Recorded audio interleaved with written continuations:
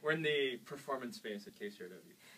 Today I'm going to show everyone a technique called cryo-blanching. You've probably heard of blanching. Blanching is, of course, taking vegetables, for instance, and par cooking them in copious amounts of boiling water for the purpose of tenderizing and to pre-cook to alter texture and also to enhance and set the color of green vegetables.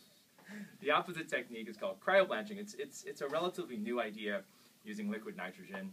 Of course, liquid nitrogen, instead of being boiling hot, is boiling cold. It's minus 325 degrees Fahrenheit. So we can essentially break down the cells of either herbs or green vegetables much the same way you can do it with hot water. So it's just think of boiling, but boiling cold. So an interesting use for this is to do it to herbs, because herbs are really delicate, and when you blanch herbs, they retain a lot of water and they get soggy and they're hard to work with. But blanching herbs benefit them by breaking them down, opening up the cells. It really enhances the aromatics as well as the color. So I'll demonstrate that technique.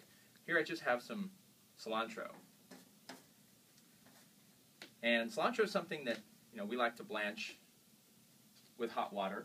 And then I discovered one day that by freezing, and of course using liquid nitrogen is much faster because you don't actually have to boil any water.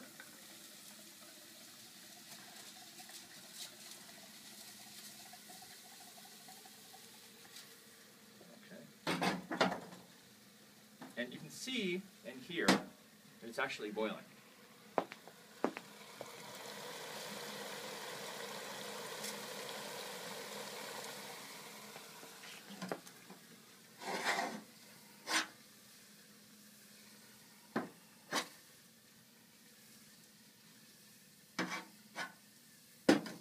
And once it's been in here a while, you can actually hear the herbs have become crunchy.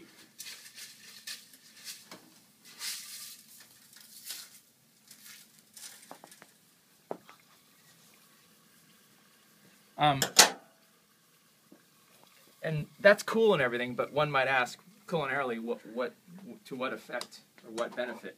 I love to make herb purees, and you can really get incredibly vibrant, bright-colored purees, just absolutely stunningly like fresh-cut grass, like incredibly vivid colors by doing this.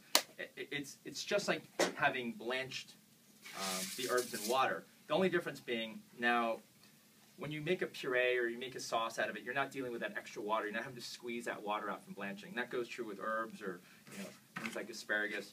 The herbs you can do directly by just literally pouring the nitrogen right on top of the herbs. And if there's a vegetable that you want to just sort of set color, you can also do it using the sous vide technique by vacuum bagging and then submerging in liquid nitrogen.